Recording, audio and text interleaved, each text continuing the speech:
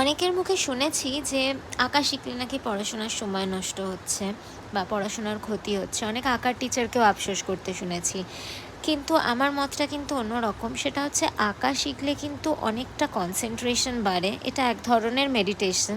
আজকালকার বাচ্চাদের reel scroll করতে করতে কনসেনট্রেশন লেভেল 30 সেকেন্ডসে আটকে গেছে। তো সেখানে যদি তার বদলে তারা আঁকা শেখে তাহলে তাদের কনসেনট্রেশন অনেকটা বাড়বে।